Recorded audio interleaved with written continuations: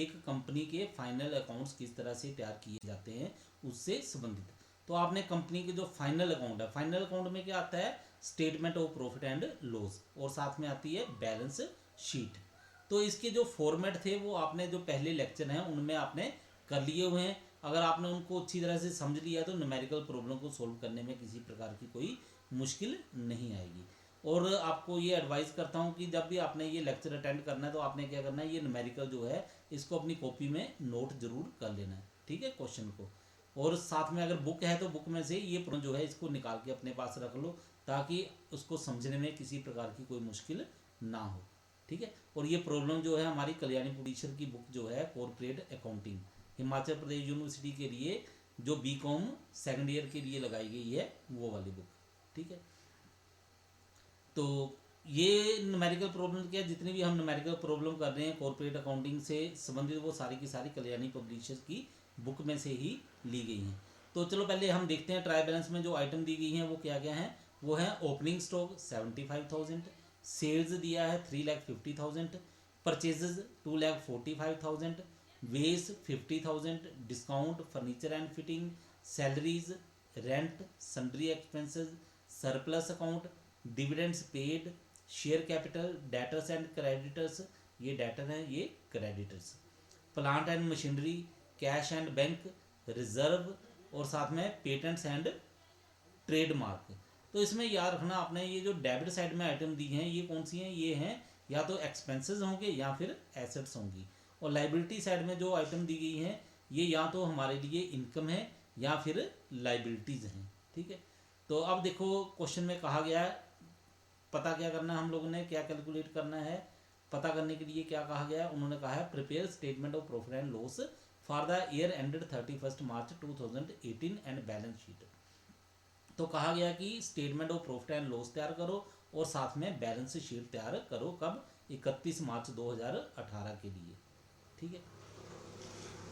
Take into consideration the following adjustment, और इसके लिए कुछ एडजस्टमेंट हैं, समायोजन दिए गए हैं, इनको भी आपने ध्यान में रखना है।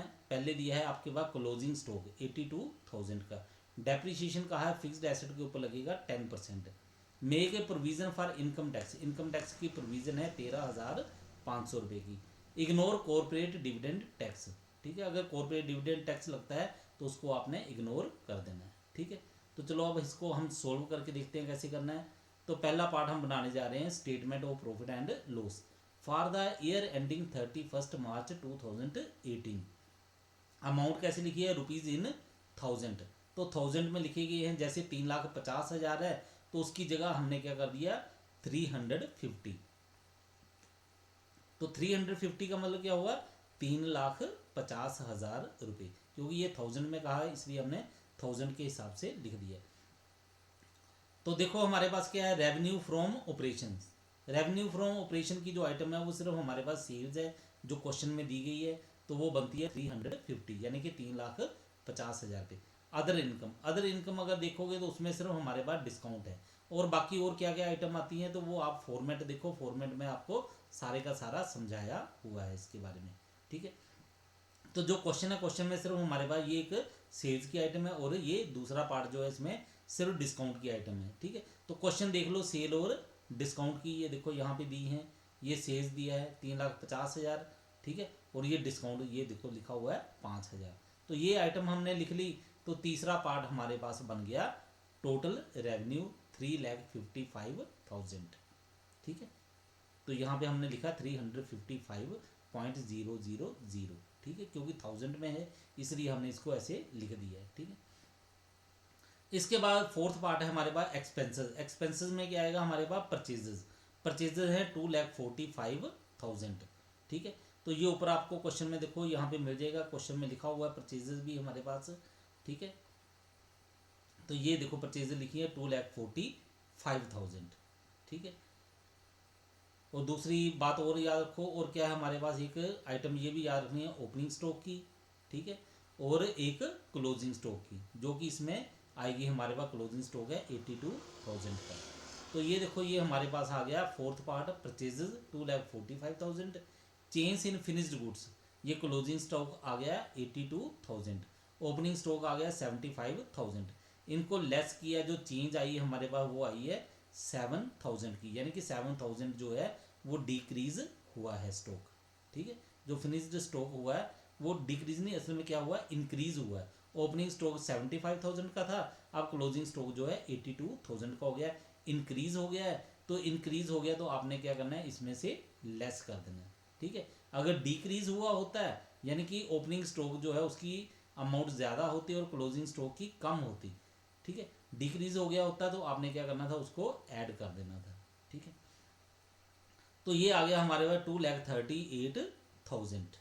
ठीक है, पर ये जो फिनिश्ड स्टॉक जो है ये ज़्यादा करके क्या होता है, इसमें यही होता है कि ओपनिंग स्टॉक की आइटम जो है कम होती है अमाउंट और क्लोजिंग स्टॉक की ज़्यादा होती है। लेकिन कभी हो सकता है कि ओपनिंग स्टॉक की अमाउंट ज़्यादा दी हो और क्लोजिंग स्टॉक जो है वो कम हो।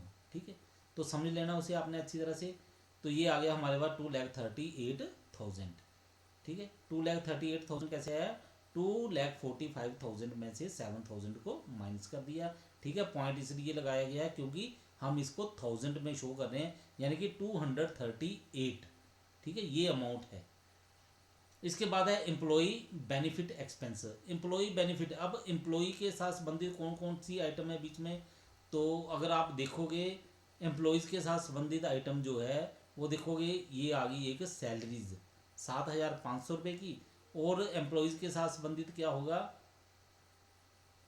देखो एम्प्लॉयज़ को ऊपर जो खर्च किया जाता है वो क्या किया जाता है, एक वेज होती है, एक सैलरीज। यहाँ पे जो आइटम दी गई है दो ही आइटम बनती है, वेज और सैलरीज। ठीक है, और वेज सैलरी है 7,500 की, वेज है 50,000 की। तो ये देखो फिर ये जो एम्प्लॉय के बेनिफिट के लिए एक्सपेंस बने हैं वो क्या बने, ये बन गए 57,500। ठीक है, उन दोनों का आपने जोड़ लगाया और ये लिखा हुआ 1, तो ये नोट नंबर 1 दिया गया है। अब आपने क्या करना है, ये जो नोट बनाने हैं इनको शो करना कि ये अमाउंट कैसे बनी है, तो ये नोट बना के आपने इसको शो भी कर देना है। तो ये देखो नीचे नोट बनाया होगा, ये देखो ये एम्प्लॉय बेनिफिट, ये वेज आ गया 50,000 और सैलरी आ गई 7,500, तो ये बन गया एम्प्लॉय बेनिफिट एक्सपेंसेस। अब इसके बाद देखो हमारे पास क्या है, फाइनेंस कॉस्ट। तो ये फॉर्मेट में दी गई थी, हमारे पास क्वेश्चन में नहीं है इसलिए हमने नील लिख दिया। डेप्रिसिएशन एंड अमोर्टाइजेशन एक्सपेंसेस, तो जितनी भी फिक्स्ड एसेट्स हैं इनके ऊपर 10% के हिसाब से डेप्रिसिएशन लगाओ। तो फिक्स्ड आइटम हमारे पास कौन कौन सी हैं, फिक्स्ड एसेट्स हैं, प्लांट एंड मशीनरी है हमारे पास। ठीक है, पे ये है पेटेंट्स एंड ट्रेडमार्क्स, 10% करके देखो 483 आ जाएगा इसका। ठीक है, प्लांट एंड मशीनरी का 2,900 आ जाएगा। ठीक है, और कौन सी है इसमें देखो और आइटम दी होगी, ये फर्नीचर एंड फिटिंग है, इसका 10% करोगे 1,700 आ जाएगा। ठीक है, और इसके अलावा कोई भी फिक्स्ड आइटम जो है, एसेट जो है हमारे पास नहीं है। तो हमने इसका डेप्रिसिएशन किया तो हमारे पास आ गया, दूसरा नोट बना के 5.083। ठीक है, तो ये कैसे आया, ये नोट हमने 2 बनाया हुआ, तो ये देखो ये हमने डेप्रिसिएशन निकाला 1000 में, तो ये आ गया 5.083। कैलकुलेट जरूर करके देखना आप लोगों ने। ठीक है, ये डेप्रिसिएशन की आइटम आ गई। इसके बाद क्या है हमारे पास, अदर एक्सपेंसेस। अदर एक्सपेंसेस में ये बना हमारे पास 12,000। तो अदर एक्सपेंसेस क्या है वो ट्राई बैलेंस में आप देख सकते हो, और ये यहाँ पे नोट भी बनाया, ये है हमारे पास रेंट और ये सन्ड्री एक्सपेंसेस। हमने 1000 में लिखी है, वहाँ पे पूरी अमाउंट लिखी होगी। ठीक है, तो ये हमारे पास आ गए अदर एक्सपेंसेस, तो ये हमने यहाँ पे लिख दिए अदर एक्सपेंसेस। तीसरा नोट नंबर बनाया हमने, ये बन गया हमारे पास 12,000। तो टोटल एक्सपेंसेस बन गए हमारे पास 312.583। ठीक है, ये 1000 में लिखा तो इस तरह से बना दिया। अब हमारे पास आएगा प्रॉफिट बिफोर टैक्स। ये जो तीसरे नंबर पे आइटम है उसमें से चौथे नंबर की आइटम जो है उसको माइनस कर दो। तो तीसरे नंबर पे हमारा टोटल जो है ये बन गया 355, और फोर्थ का टोटल जो है हमारे पास वो बन गया 312.583। इसको माइनस किया हमारे पास आ गया 42.417। इसके बाद टैक्स एक्सपेंसेस प्रोविजन, ये दी हुई है आपको क्वेश्चन में, एडजस्टमेंट में ये आ गया 13.500। तो प्रॉफिट आफ्टर टैक्स कितना आ गया, 5th आइटम जो है उसमें से 6th को माइनस करो